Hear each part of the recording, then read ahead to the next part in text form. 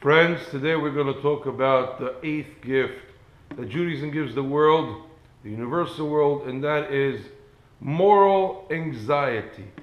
Moral anxiety. Golda Meir already said that we can forgive the Arabs for killing our children, but we cannot forgive the Arabs for turning our children into killers.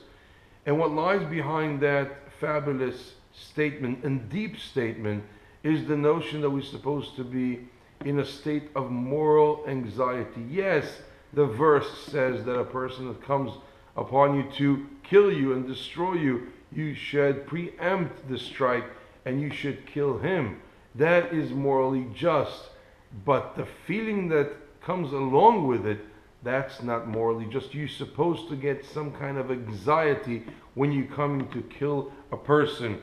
And here, if my deeds are right and I'm doing the right thing, I am protecting my family, I am protecting myself from a killer, and that is a just thing, that's a just cause, that's morally justified.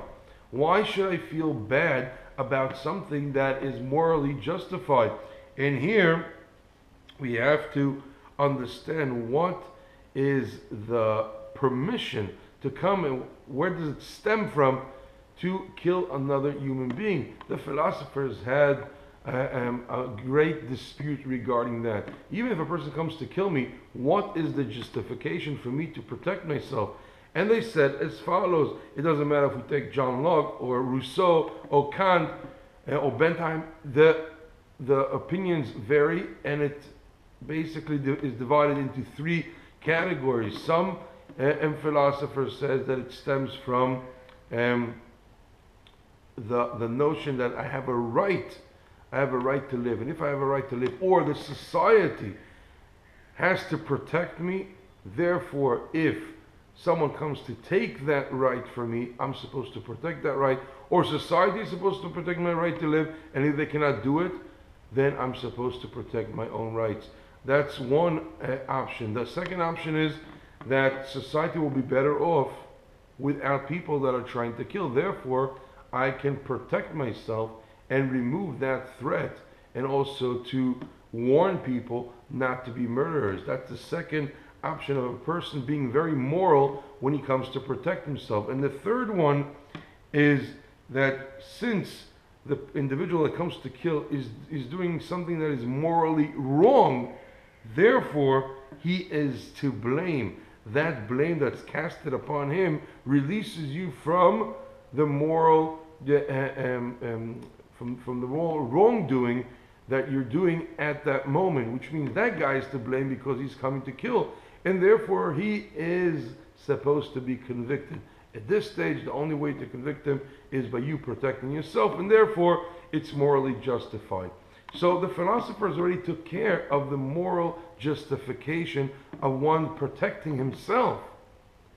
But Judaism comes to give us another level, and that is moral anxiety. Even if you're morally just and you can protect yourself, still you need to have something in your heart that tells you that what was done right now, although morally just, is supposed to make you feel uncomfortable. And we see that in this week's portion. In this week's portion, Jacob is coming to the land of Canaan. Coming to greet him is Esau. Esau is not coming to have a picnic with him. He's coming to kill him. As he said 20 years ago, he said, after the death of my father, I will avenge the fact that you stole my blessings. And therefore, he's coming now with 400 people. His objective is very clear. I'm coming to kill Jacob. And Jacob is worried. And the verse says something very profound. It says the following. He comes to him with 400 people. And then he says, and Jacob was worried, and Jacob was concerned.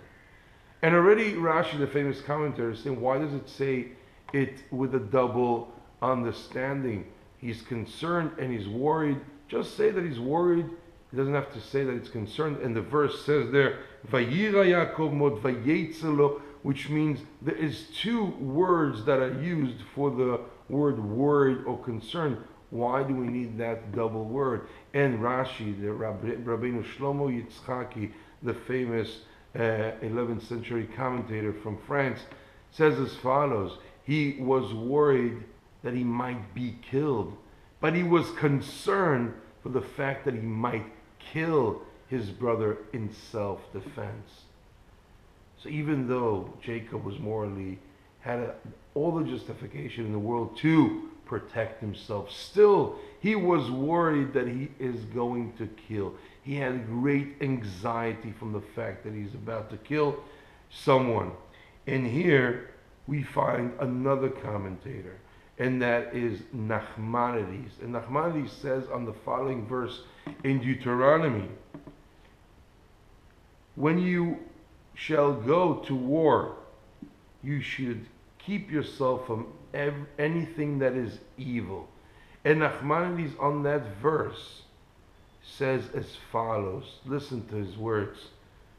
Hayashar b'bnei Adam, even the most just and the most straight person in his nature, could become very cruel and mean in time of war, because war makes you cruel and mean. Nachmanides says as follows: you can be as morally just as you are, but waging a war turns the person to something that he is really not. And how do you protect yourself from that? You don't rejoice when you kill someone. You have anxiety. You have anxiety after you kill the individual. And that anxiety shields you from becoming corrupt. And we understand that also from the story of Pesach. When the people of Israel see the Egyptians in the Sea of Reeds, and they die there, and the angels in the heaven are trying to sing a song to God: oh, you destroyed all the Egyptians and the people of Israel are freed. God scolds them and says, do not rejoice when my creations are drowning. And we know the verse also, bin fol oivecha al tismach, when the enemy falls down, you shall not rejoice. Because rejoicing means that you're not sensitive. It means that you put your shield of sensitivity down, and therefore, although morally just, cruelty can penetrate your heart. So what is the gift of today? The eighth gift is moral anxiety. It's above morality. Morality can tell you that you're doing the just and the right thing, but moral anxiety shields you from the consequences that even great actions and just and moral actions can cause, because after all, our heart is the one that is affected.